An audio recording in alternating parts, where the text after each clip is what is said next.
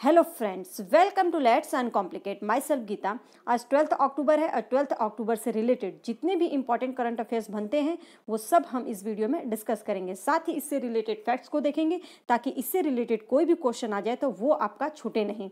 तो main motive है facts को करवाने का कि आपका कोई भी क्वेश्चन किसी भी तरीके से पूछा जाए वो गलत ना हो, जो कि सभी गवर्नमेंट एग्जाम के पॉइंट ऑफ व्यू से बहुत ही इंपॉर्टेंट होगा। अगर आपको लगता है कि ये वीडियो आपके लिए हेल्पफुल है, यूज़फुल है, तो प्लीज़ इसे लाइक कीजिए एंड शेयर कीजिए ताकि और लोगों को भी इससे हेल्प मिल सके। अगर चैनल को सब्सक्राइब नहीं किया तो सब्सक्राइब कर लीजिए और बेल आइकन को प्रेस कर लीजिए ताकि आपको डेली की अपडेट टाइम से मिल सके। डेली आप 9 o'clock तक जो है करंट अफेयर्स पढ़ लेना। डेली 9 o'clock तक आपकी करंट अफेयर्स आ जाया करेगी।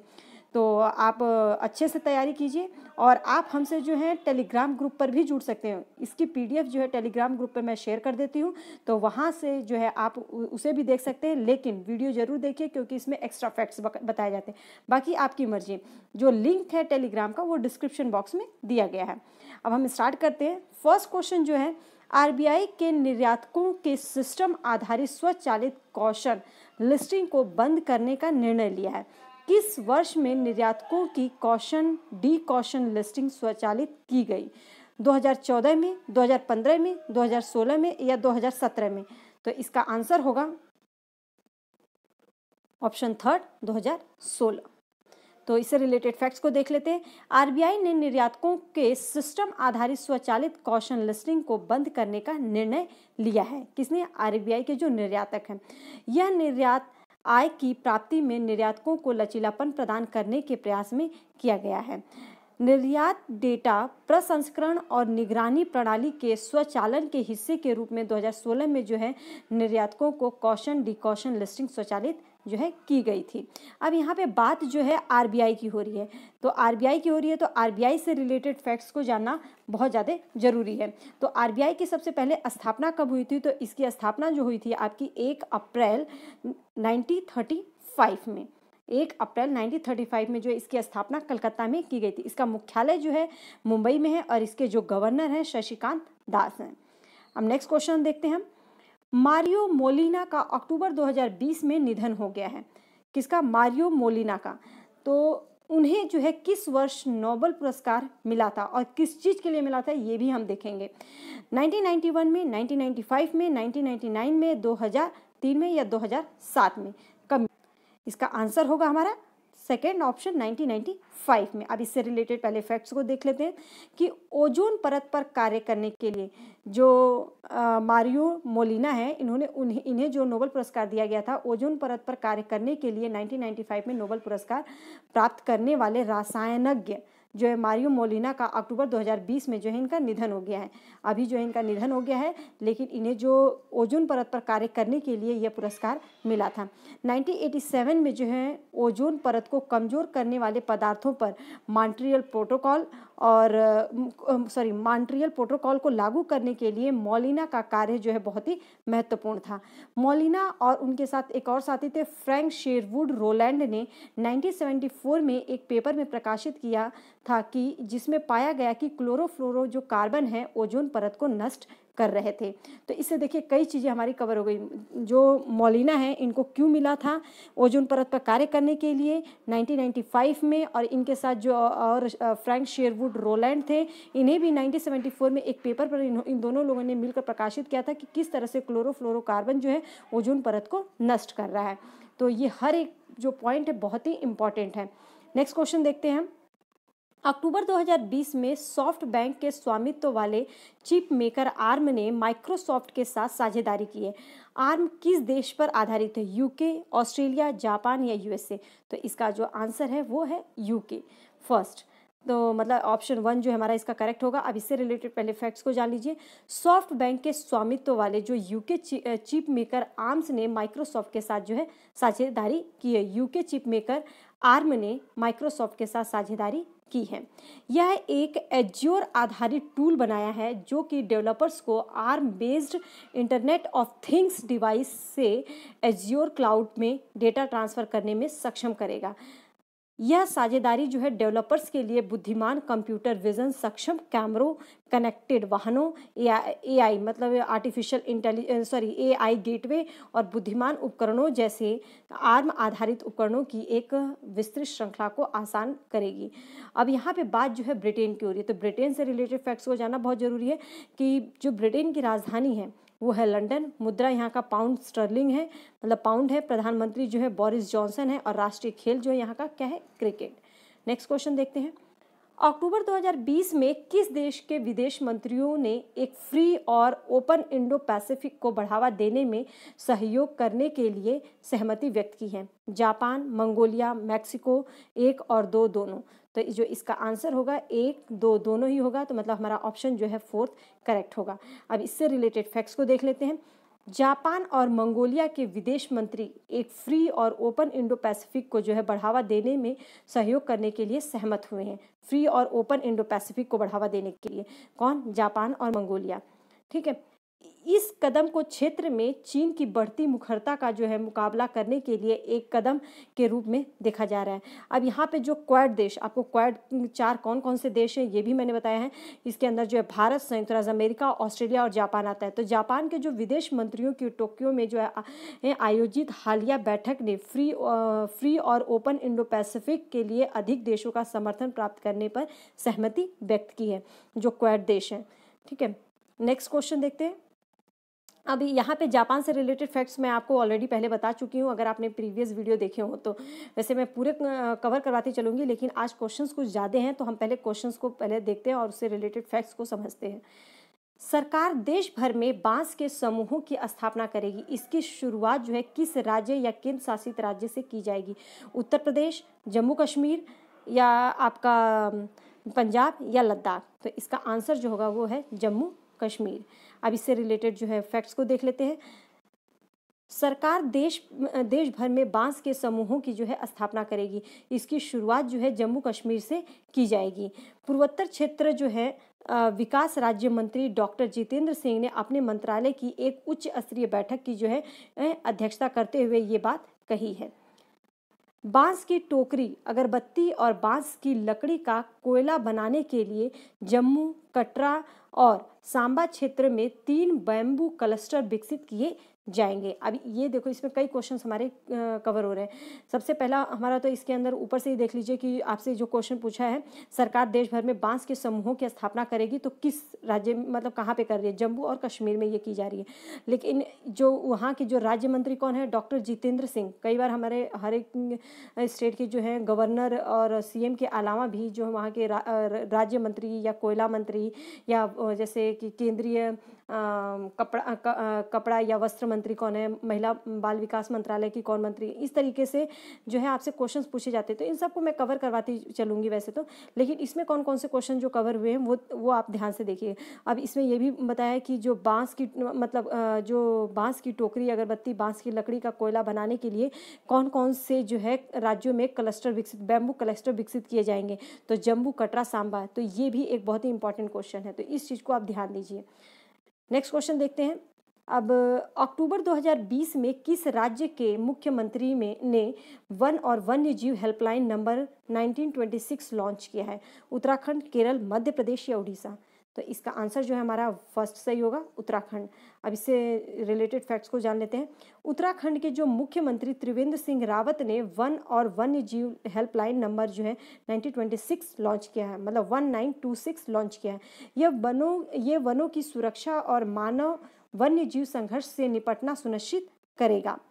यह हेल्पलाइन जो है जंगलों और वन्य जीवों से जुड़ी जितनी भी शिकायतों को हल करने में तभी उपयोगी साबित होगा जब इस पर प्राप्त शिकायतों को तेजी से हल किया जाएगा। अब यहाँ पे बात जो है उत्तराखंड की भी हो रही है, तो उत्तराखंड की जो राजधानी है वो है देहरादून। अब उत्तराखंड की अब वहाँ पे एक और राजधानी जो है मतलब जो समर कैपिटल घोषित किया गया है, मतलब ग्रीष्म राजधानी, वो गैरसन बताया गया है, मतलब गैरसन है वहाँ की जो ग्रीष्म राजधानी है। तो ये बहुत इंपॉर्टेंट है, अभी चेंज किया गया है। और वहाँ के जो मुख्यमंत्री हैं वो त्रिवेंद्र सिंह रावत हैं। और भारत का पहला लाइकेन पार्क वहाँ पर खोला गया है और होप पोर्टल की भी व्यवस्था की गई है, जिसमें कि लोगों को रोजगार, युवाओं को जो है रोजगार दिया जा सके। और साथ ही अगर आपसे पूछे फूलों की घाटी कहाँ पर है, तो वो भी फूलों की घाटी उत्तराखंड, बताइए कितना वो वहाँ पे पेड़ पौधे वनस्पति कितनी है, तो वहाँ पे फूलों की घाटी पूछा जाए तो कौन सा राज्य आएगा? उत्तराखंड। अब यहाँ पे जो लोकसभा की जो सीटें हैं वो हैं 5 और राज्यसभा की सीट जो है 3 है। अब नेक्स्ट क्वेश्चन देखते हैं। निम्नलिखित में से किसने घोषणा की कि विश्व खाद्य कार्यक्रम को नोबेल शांति पुरस्कार 2020 प्रदान किया गया है? किसने घोषणा की कि विश्व खाद्य कार्यक्रम को?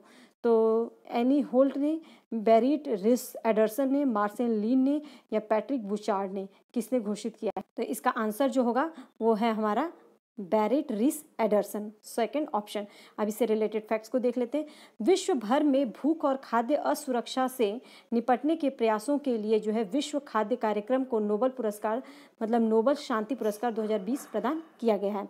ओस्लो में नोबेल कमेटी के अध्यक्ष जो हैं बेरिट रिस एडरसन द्वारा जो है ये घोषणा की गई है। ये क्या है? ओस्लो में नोबेल कमेटी के अध्यक्ष हैं, नोबेल कमेटी के अध्यक्ष। विश्व खाद्य कार्यक्रम खाद्य सुरक्षा को शांति का साधन बनाने में बहुपक्षीय सहयोग के महत्वपूर्ण भूमिका जो है निभाता है। नेक्स्ट क्वेश्चन, अक्टूबर 2020 में केंद्रीय मंत्री पीयूष गोयल को निम्नलिखित में से किस मंत्रालय का अतिरिक्त प्रभार सौंपा गया? आवास और शहरी मामलों के मंत्रालय, या उपभोक्ता मामले, खाद्य और सार्वजनिक वितरण मंत्रालय, या गृह मंत्रालय, फोर्थ है महिला और बाल विकास मंत्रालय। तो इसका आंसर जो है वो होगा उपभोक्ता मामले, खाद्य और सार्वजनिक वितरण, मतलब ऑप्शन सेकंड। अब इसके बारे में जान लीजिए, इसमें कई क्वेश्चंस बनेंगे। इससे रिलेटेड हम जो है फैक्ट्स को पहले देखते हैं। केंद्रीय मंत्री पीयूष गोयल को उपभोक्ता मामले, खाद्य और सार्वजनिक वितरण मंत्रालय का जो है अतिरिक्त प्रभार सौंपा गया है। किसको? पीयूष गोयल को। अब ये हमें पहले से ही पता है कि ये जो है हमारे जो रेलवे मंत्री कौन है? पीयूष गोयल। अब इनके ऊपर जो उपभोक्ता मामले, खाद्य और सार्वजनिक वितरण मंत्रालय का भी अतिरिक्त प्रभार सौंप दिया गया है। ये इसलिए किया गया है क्योंकि अभी जो है एलजीपी मतलब लोक जनशक्ति पार्टी के जो संस्थापक और केंद्रीय मंत्री रामविलास पासवान जो थे वो उनकी मृत्यु हो गई है। पहले ये पद जो है रामविलास पासवान के पास था, मतलब रामविलास पासवान जो है उपभोक्ता मामले, खाद्य और सार्वजनिक वितरण मंत्रालय का जो है जो मंत्री थे। तो अब जो है ये किसे मिल गया है? पीयूष गोयल को। और गोयल जो है वर्तमान में मतलब कि भारतीय जनता पार्टी के नेतृत्व वाली सरकार में है, और ये जो है रेल मंत्री और वाणिज्य और उद्योग मंत्री में भी सेवारत है। मतलब इनके पास तो पहले से ही जो है अभी रेल मंत्रालय इनके पास था ही, और अब इसके साथ साथ जो है इन्हें एक और मिल गया है उपभोक्ता मामले एवं खाद्य और सार्वजनिक वितरण का जो है इन पर एक अतिरिक्त प्रभार आ गया है। अब नेक्स्ट क्वेश्चन देखते हैं कि किस राज्य की नोडल निवेश संवर्धन और सुविधा एजेंसी गाइडेंस ने भारत का पहला उन्नत विनिर्माण केंद्र स्थापित करने के लिए विश्व आर्थिक मंच के साथ भागीदारी की है? किसके साथ की है? केरल, तमिलनाडु, तेलंगाना या कर्नाटक? तो इसका आंसर है हमारा ऑप्शन सेकंड, तमिलनाडु। तो इससे रिलेटेड पहले फैक्ट्स को जान लेते हैं, फिर तमिलनाडु के बारे में देखेंगे। तमिलनाडु की जो है नोडल निवेश संवर्धन और सुविधा एजेंसी गाइडेंस ने विश्व आर्थिक मंच के साथ जो है भागीदारी की है। किसने? संवर्धन और सुविधा एजेंसी गाइडेंस ने आर्थिक विश्व मंच मतलब WEF के साथ जो है साझेदारी की है, और ये जो है तमिलनाडु में भारत का पहला उन्नत विनिर्माण केंद्र स्थापित करेगा। भारत का पहला जो है उन्नत विनिर्माण केंद्र कहाँ पर स्थापित किया जा रहा है? तो वो है तमिलनाडु में। किसके साथ साझेदारी की है? विश्व आर्थिक मंच के साथ। तो इसके अंदर एक बहुत सारे जो है इंपॉर्टेंट जो है चीज़ें हैं वो मैं साथ में बता रही हूँ, इसीलिए इन फैक्ट्स को जो है मैंने शामिल किया है। अब यहाँ पर आप ये देखिए कि जो भारत का पहला उन्नत विनिर्माण केंद्र है वो चौथी औद्योगिक क्रांति द्वारा लाए गए क्षेत्रीय अवसरों की जो है पहचान करके उन्हें संबोधित करके तमिलनाडु में उत्पादन पारिस्थितिक तंत्र में जो है मदद करेगा। अब नेक्स्ट क्वेश्चन देखते हैं। अब यहाँ पे नेक्स्ट क्वेश्चन से पहले हम तमिलनाडु के बारे में जो जान लेते हैं, तमिलनाडु से रिलेटेड फैक्ट्स को जान लेते हैं। तो तमिलनाडु की जो राजधानी है वो है चेन्नई, और यहाँ के जो मुख्यमंत्री हैं एडाप्पडी KP पलनीस्वामी। तो और तमिलनाडु की जो लोकसभा की सीटें हैं वो हैं 39, और राज्यसभा की सीटें जो हैं वो है 18 और यहाँ का राजकीय पशु जो है नीलगिरी तहत। देखिए जो भी जितने भी गवर्नर हैं और सीएम हैं, ये जो है हम हर एक स्टेट के जो भी क्वेश्चंस हम करेंगे, जिस भी स्टेट से रिलेटेड या कंट्री से रिलेटेड, वहाँ की करेंसी क्या है कंट्री में, वहाँ के सीएम कौन है, प्रेसिडेंट कौन है, ये सब चीज़ें जो है हम देखते हुए चलेंगे क्वेश्चन के साथ साथ। तो तमिलनाडु के जो मुख्यमंत्री हैं, याद रखिए, एडापड्डी के पलनीस्वामी। नेक्स्ट क्वेश्चन देखते हैं। विश्व बैंक की एक रिपोर्ट के अनुसार कोरोना वायरस महामारी जो है 2021 के अंत तक कितने मिलियन लोगों को अत्यधिक गरीबी में ढकेल सकती है? 50, 100, 150 या 200? तो कितना? 150, ऑप्शन थर्ड। अब इससे रिलेटेड फैक्ट्स को जानते हैं कि विश्व बैंक ने जो है अपनी रिपोर्ट जो निकाला है उसमें कहा है कि कोरोना वायरस जो महामारी है 2021 के अंत तक ये जो है 150 मिलियन लोगों को अत्यधिक गरीबी में ढकेल सकती है। तो इसके अतिरिक्त जो है 88 मिलियन से 115 मिलियन लोग जो है अत्यधिक गरीबी के ओर जाएंगे, अर्थात जिन्हें एक दिन में $1.90 से कम पर रहने वाले के रूप में परिभाषित किया गया है। इसका अर्थ यह होगा कि विश्व की 9.1 से 9.4 आबादी जो है 2020 में अत्यधिक गरीब के अधीन रहेगी। अब यहाँ पर बात जो है विश्व बैंक की हो रही है, तो इससे रिलेटेड फैक्ट्स को जान लेते हैं। विश्व बैंक की जो स्थापना हुआ था वो हुआ है 22 जुलाई 1944 में। विश्व बैंक की स्थापना 22 जुलाई 1944 में हुआ है। इसमें जो सदस्य देश हैं वो हैं 189 और इसका मुख्यालय जो है वॉशिंगटन डीसी मतलब यूनाइटेड स्टेट में, और इसके अध्यक्ष जो हैं वो डेविड मलपास हैं। और यहाँ के जो इसका जो मेन काम है घटक international bank for reconstruction and development and the international development association. Next question देखते हैं। केंद्रीय विज्ञान और प्रौद्योगिकी मंत्री डॉक्टर हर्षवर्धन ने डीबीटी BIRAC clean tech demo park का उद्घाटन कहाँ पर किया है? पुणे, नई दिल्ली, चेन्नई, हैदराबाद। तो इसका आंसर जो है वो हमारा सेकंड ऑप्शन जाएगा, नई दिल्ली। अब इससे रिलेटेड पहले फैक्ट्स को देख लेते हैं। केंद्रीय विज्ञान और प्रौद्योगिकी मंत्री डॉक्टर हर्षवर्धन ने नई दिल्ली में DBT BIRAC clean tech demo park का जो है उद्घाटन किया है। क्लीन टेक डेमो पार्क का उद्घाटन नई दिल्ली में किया गया और किसके द्वारा? डॉक्टर हर्षवर्धन के द्वारा। बारापुल्ला ड्रेन साइट पर क्लीन टेक डेमो पार्क जैव प्रौद्योगिकी विभाग की पहल है जो कि नवीन वेस्ट टू वैल्यू प्रौद्योगिकियों का जो है प्रदर्शन करेगा। इसका उपयोग जो है जैव प्रौद्योगिकी विभाग के सहयोग से अभिनव वेस्ट टू वैल्यू प्रौद्योगिकियों को प्रदर्शित करने के लिए जो है किया जाएगा। सो अच्छे से ये आपको क्लियर हो गया होगा। अब यहाँ नेक्स्ट क्वेश्चन जो है, अक्टूबर 2020 में राज्य आपदा प्रतिक्रिया बल की नवीनतम त्वरित तैनाती एंटीना तकनीक का उद्घाटन किसने किया है? त्रिवेंद्र सिंह रावत ने, रविशंकर प्रसाद ने, बेबी रानी मौर्य ने, प्रकाश जावड़ेकर ने। किसने किया है? तो इसका जो आंसर होगा वो है हमारा ऑप्शन 1 मतलब ऑप्शन फर्स्ट जो है त्रिवेंद्र सिंह रावत। ये उत्तराखंड के जो है मुख्यमंत्री हैं। तो इसके रिलेटेड पहले फैक्ट्स को देखते हैं। उत्तराखंड के जो मुख्यमंत्री त्रिवेंद्र सिंह रावत ने राज्य आपदा प्रतिक्रिया बल की नवीनतम क्विक डेवलपमेंट एंटीना जो है तकनीक का उद्घाटन किया है। किसका उद्घाटन किया है? इसमें कई क्वेश्चन हैं। देखो, सबसे पहले तो नवीनतम क्विक डेवलपमेंट एंटीना तकनीक का उद्घाटन कहाँ पर किया गया है? उत्तराखंड में। किसने किया है? मुख्यमंत्री त्रिवेंद्र सिंह रावत वहाँ के। और ये जो है राज्य आपदा प्रतिक्रिया बल की जो है एक नवीनतम क्विक जो डेवलपमेंट एंटीना तकनीक का उद्घाटन है। इसका उद्देश्य जो है किसी भी नेटवर्क क्षेत्र में निम्न में आपातकालीन स्थितियों के दौरान जो है दूरस्थ स्थानों पर जो है संचार स्थापित करना है। और ये जो है QDA तकनीक उपग्रह संचार पर आधारित है जो कि ऑडियो या वीडियो कॉल भेजने में और प्राप्त करने में जो है मदद करेगा, ऑडियो और वीडियो कॉल दोनों के लिए। तो अब यहाँ पे बात जो है किसकी हो रही है?